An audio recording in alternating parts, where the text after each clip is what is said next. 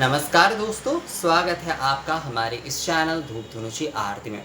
दोस्तों, तंत्र के ऊपर जैसे कि मैंने पशु भाव, वीर भाव और दिव्य भाव पर मैंने वीडियो बनाया है, तो उसमें से एक सवाल आया है। मुझे लगा कि उस सवाल के ऊपर एक छोटा सा वीडियो ही सही पर बनाना ज़रूरी है, क्योंकि जब हम वीडियो बना ही रहे हैं उस विषय पर, तो उसके लिए उसके बारे में जो है स्पष्टता देना ज़रूरी होता है। तो दोस्तों, ये सवाल ये है कि दादा, दिव्याचार, दिव्य भाव के बारे में आपने बताया। ये सवाल क्या है, और ये सवाल करने वाले कॉलेज में पढ़ने वाले हमारे एक भाई हैं। सेकेंड ईयर में पढ़ते हैं वो, पर उनका सवाल बहुत ही उच्च मान का सवाल है। उन्होंने मुझसे पूछा है कि ये जो दिव्याचार, दिव्य भाव के बारे में क्योंकि मैंने बताया था, तो दिव्याचार और समयाचार जो है वो एक ही है या नहीं। यानी कि जो दिव्य भाव के साधक होते हैं, समयाचार के साधना भी वही करते हैं या नहीं। तो देखिए, आचार की अगर हम बात करें, जैसे कि मैंने पशु भाव, पश्चाचार के बारे में बताया, साधारण तौर पे जो लोग साधना आदि कर रहे हैं या पूजन आदि कर रहे हैं, आराधना आदि कर रहे हैं, पश्य भाव सभी के लिए वो जो है कुलार नवतंत्र में ना इस प्रकार के पशु भाव, वीर भाव, दिव्य भाव, इन सभी के 7 आचार के बारे में बताया गया है। जैसे कि वेदाचार है, वैष्णवाचार है, शैवाचार है, सिद्धांत आचार है, दक्षिणाचार, वामाचार, कौलाचार, इन सभी के बारे में जो है कहा गया है। कुलार्णव तंत्र में जो है सप्त आचार कहा गया है वहां पर जो है। तो ये सप्त आचार यानी कि सप्त विधि, सप्त आचार यानी कि तंत्र साधना के सप्त विधि, इसमें जो है वेदाचार, वैष्णवाचार, ये जो है ये पशु भाव के, यानी कि सभी जो है ये स्मार्त आदि मत से जो है साधारण तौर पे जो साधारण है, पशु भाव के साथ, पश्चाचार के साथ जो साधारण है, मतलब सभी प्राणी मात्र ही जो है इस आचार के साथ अपने पूजन आदि कर सकते हैं और साधना भी कर सकते हैं। असल में पश्चाचार की साधना जो होती है वो आराधना के माध्यम से ही होती है। पश्चाचार की जो साधना होती है, मूल साधना जो है वो एक तो वीर भाव से होती है, और जो उच्च मान के साधक है वो दिव्य भाव में उनकी साधना होती है। कौलाचार में ये वामाचार और दक्षिणाचार के दोनों प्रकार के विषय होते हैं। यानी कि दक्षिणाचार जो कि पंचमकार में नहीं, पंचभूत के वस्तुओं को लेकर, पंचभूत के तत्व आदि को, जैसे आरती, आरती भी एक प्रकार से जो है वो पंचभूत के तत्व है, पंचभूत के वो तत्व है। जल, अग्नि, वायु, मिट्टी, आकाश, ये पंचभूत के तत्व को लेकर ही जो है आरती है। तो दक्षिणाचार जो हो रहे हैं वो इन पंचभूत तत्वों को लेकर या फिर पंचभूत मार्ग से जो है वो शुद्धाचार में साधना करते हैं। पर वामाचार में जो है वहां पर पंच मकार आ जाता है। वहां पर काम, मद्य, मांस, इस प्रकार के जो भी सारे विषय आदि होते, दोस्त आप लोग जानते ही है पंचमकार के बारे में शायद, तो मैं और ज़्यादा विस्तार नहीं बता रहा हूँ यहाँ पर। तो इन सारे वस्तुओं के साथ जो है उन्हें साधना करना होता है। देखिए, इन सारे वस्तुओं के साथ साधना करने का अर्थ ये नहीं होता है कि इन्हें भोग करना। इन्हें भोग करते हुए आप इससे ऊपर चले जाएंगे, यही होता है असल में जो है वामाचार के साधना का अर्थ। कि ये जो सारी वस्तुएं हैं ये असल में कुछ भी नहीं है, ये भी पंच तत्व का ही एक हिस्सा है। इसके ऊपर जाना, यही जो है वामाचार की साधना होते हैं। पर ज़्यादातर लोग जो है इस भोग में लिप्त होने के बाद जो है ना, मतलब ये साधना में वो कई समय जो है गिर जाते हैं।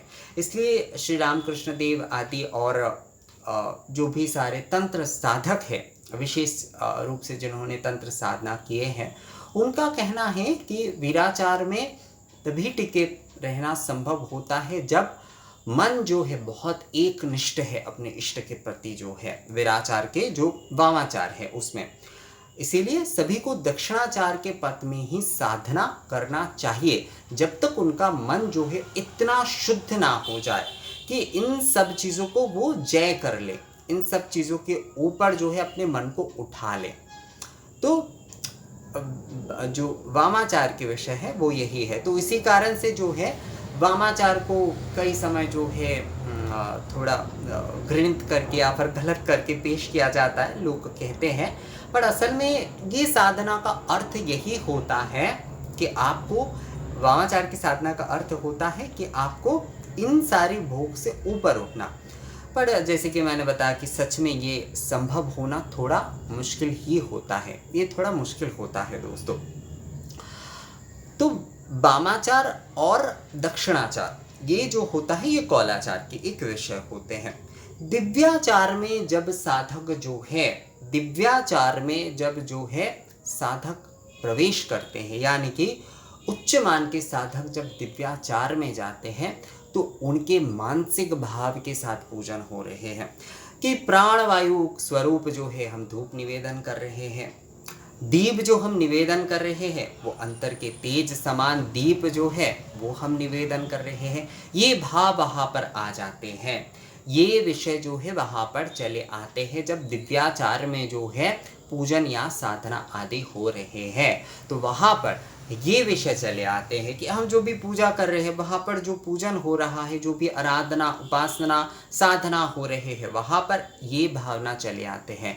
वाज्य पूजा दिव्याचार में भी है, पर वहाँ पर भावना मानसिक हो जाती है कि हम जो आरती कर रहे हैं उसमें हम जो अपने प्राण रूप धूप को या फिर पंच तत्व के इन तत्व को, वायु रूप में हम धूप को, अग्नि रूप में हम दीप को, जल रूप में हम जो है जल पूर्ण शंख के जल को, पृथ्वी रूप में हम पुष्प को, आकाश तत्व के रूप में हम चांबर को जो है निवेदन कर रहे हैं, ये भावना हो जाती है। अर्थात उपचार के साथ एक मानस भावना जो है जुड़ जाती है, जो कि मानस पूजा जैसे कि है दोस्तों, उसी प्रकार का जो है ये हो जाता है।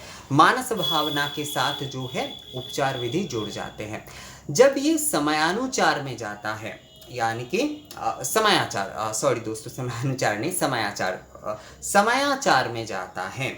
समयाचार में ये संपूर्णता जो है, संपूर्णता ये जो है दोस्तों, ये संपूर्णता मानसिक हो जाता है, यानी कि वहाँ पर कोई वाज्य पूजन नहीं होता है, वहाँ पर किसी भी प्रकार का कोई वाज्य पूजन का अस्तित्व नहीं होता। मैंने दिव्य भाव में ये कहा ना कि दिव्य भाव से भी ऊपर चला जाना, दिव्य भाव से ऊपर चला जाना यानी कि समयाचार, इस समयाचार के माध्यम से जो है तब पूजन करेंगे साधक जो है, तब संपूर्णता जो है वो अपने मानस रूप में पूजन करते, कोई वाज्य उपचार आदि जो है उस समय जरूरी नहीं होता। समयाचार में विषय जो है वो यही होता है कि वहाँ पर मानस पूजा ही मूल हो जाती है। दिव्याचार की जो पूजा है वहाँ पर मानस भावना के साथ जो है हम अपने वाज्य उपचार को, हम अपने इष्ट को निवेदन कर रहे हैं। जब साधक जो है समयाचार में चले जाते, दिव्याचार से ऊपर संपूर्ण मानसिक भावना में चले जाते, यानी कि संपूर्ण वो जो है अपने इष्ट के साथ मानसिक रूप में प्रतिष्ठित हो जाते हैं। संपूर्णता मतलब अपने इष्ट में ही जो है वो तन्मय रहते हैं, एकाग्र रहते हैं और कुछ नहीं। तो उनकी पूजा जो है उस समय जो है समयाचार यानी कि संपूर्ण मानसिक होता है दोस्तों। मानस उपचार की पूजा जो है, इसलिए समयाचार में कहा गया है कि आत्म पूजा जो है, आत्म पूजा और सहस्त्रधार में आरती, यानी कि मानस रूप में पूजा, मानस पूजा, सहस्त्रधार में आरती, यही जो है समयाचार की विधि है। समयाचार की विधि जो है वो यही है दोस्तों। तो मुझे लगता है दोस्तों आप लोगों को ये समझ में आ गया है कि समयाचार का अर्थ जो है वो है मानस पूजा। मानस पूजा के माध्यम से भगवान के साथ जब जो है साधक जो है एकत्व हो जाते हैं, साधक जो है जो एकत्व हो जाते, दिव्य भाव की साधना आदि करते करते वो जब जो है एकत्व हो जाते हैं, वो जब जो है अपने इष्ट के साथ एकत्व हो जाते, तभी जो है समयाचार के साधना वो कर सकते हैं। समयाचार की साधना उच्च मान के साधक ही कर सकते हैं। समयाचार में जो है मानस रूप में पूजन होता है, आत्म पूजन होता है और सहस्त्रधार में आरती होती है। वहां पर संपूर्ण पूजा, संपूर्ण साधना जो है वो संपूर्णता जो है वो मानस रूप होता है। उसमें किसी भी प्रकार की कोई वाच्य उपचार विधि आदि नहीं रह जाता है दोस्तों। तो मुझे लगता है दोस्तों आप लोगों को समझ में आ गया है कि दिव्य भाव से भी ऊपर जब जाता है तो वो समयाचार में प्रतिष्ठित हो जाते हैं, अपने ईश्वर के साथ, अपने इष्ट के साथ जो है एकत्म हो जाते, एकाग्र हो जाते उनके प्रति। तो उनके वाज्य पूजा लोभ हो जाते हैं, वाज्य पूजा नहीं कर सकते। श्री रामकृष्ण देव उन्होंने समयाचार के अनुसार जो है उन्होंने अपने तंत्र साधना को संपूर्ण किए थे।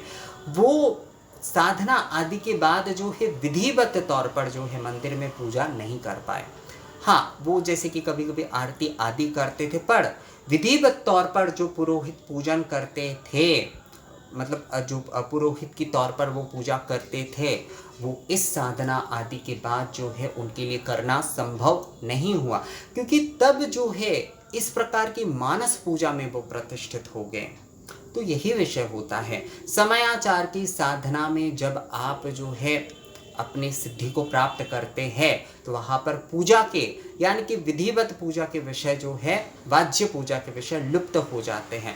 वहाँ पर जो है मानस पूजा ही केवल मात्र एकमात्र मूल हो जाता है। तो दोस्तों मुझे लगता है आप लोगों को समझ में आ गया है कि दिव्याचार में मानस भावना के साथ जो है वाज्य उपचार निवेदन और समयाचार में जो है संपूर्णता ही मानस पूजन जो होता है वही मूल पूजा है और सहस्त्रधार में आरती। तो दोस्तों ये वीडियो आप लोगों को कैसा लगा मुझे कमेंट्स करके ज़रूर बताइएगा। अगर ये वीडियो अच्छा लगा है तो इसे लाइक और शेयर भी ज़रूर कर दीजिएगा। मिलते हैं आपसे अगली वीडियो में, तब तक के लिए नमस्कार।